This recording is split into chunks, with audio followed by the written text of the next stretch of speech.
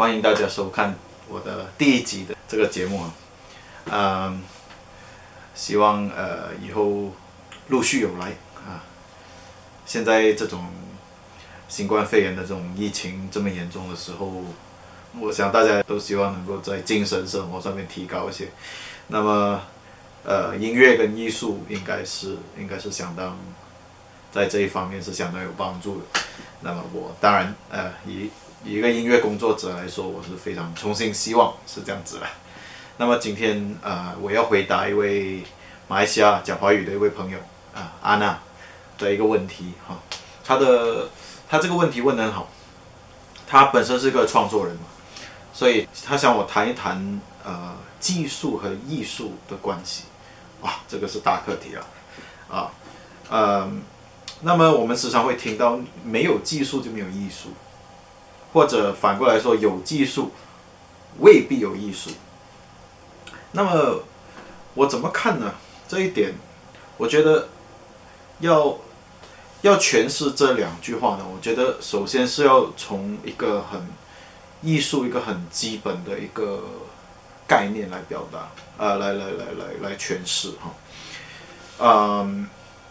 我觉得艺术是一种表达方式，就是像我们讲话一样，是一种表达方式。讲话是比较具体的一种方式来表达，可是艺术呢是比较不具体，可是非常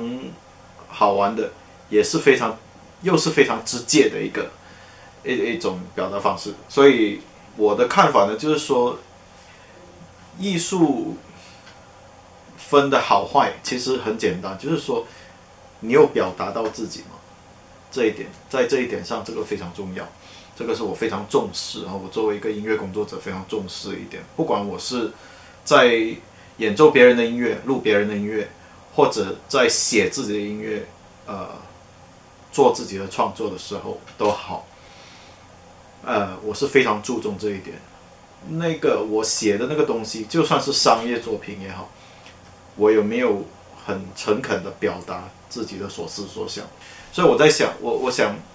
技术与艺术的关系呢？技术其实是拿来支持你的表达方式的一个很重要的一个元素。怎么说呢？例如说我们就讲以讲话来做一个例子好了。我们从小呱呱坠地，然后在地上爬，然后开始在牙牙学语的时候，我们这是很挣扎的在要表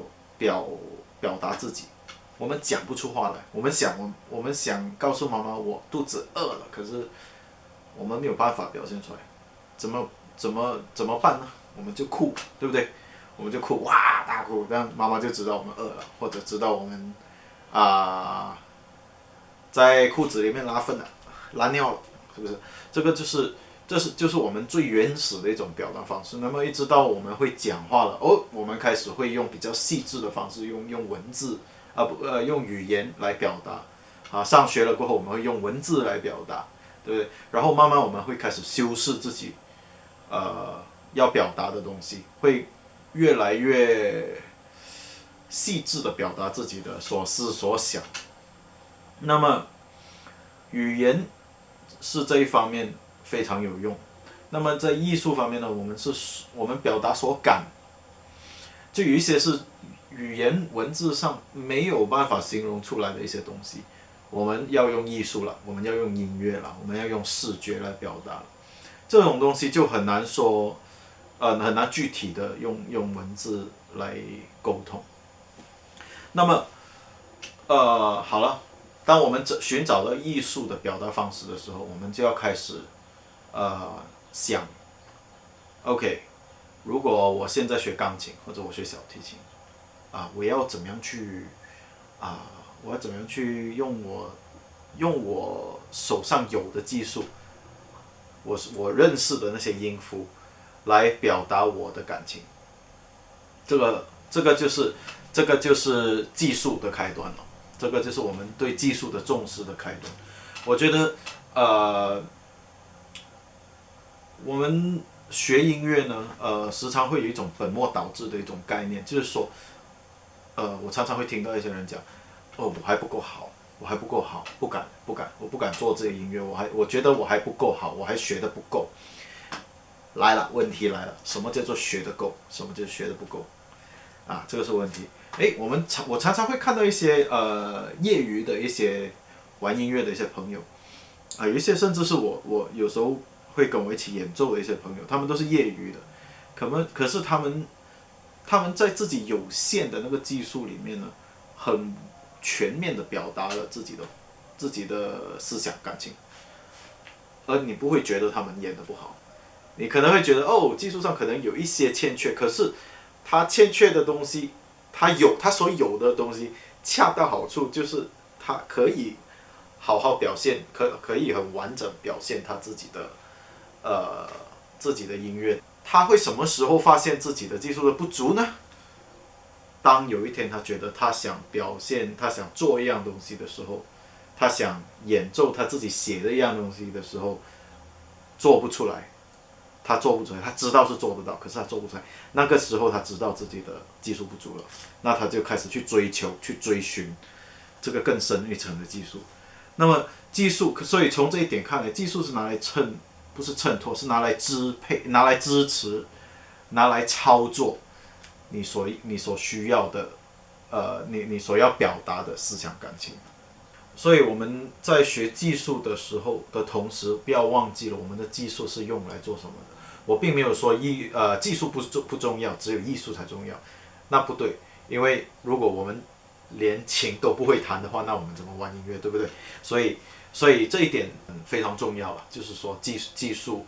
术拿来支持你的艺术创作。那么当然，安娜的这个问题呢，同时也有碰到创作的技术这一方面的问题。他说，人常常会懊恼，时常会懊恼如何可以写出一部好的作品，写出一首好的作品，然后要怎么样定义好与不好？同样的，我觉得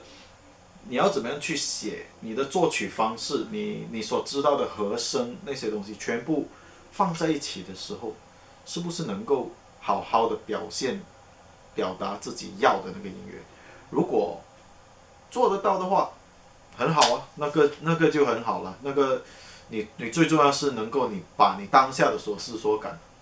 给表达出来，人家听了会听得懂，会明白你要表达什么嘛。不会说听了没有感觉，这个是最重要，对不对？那么我觉得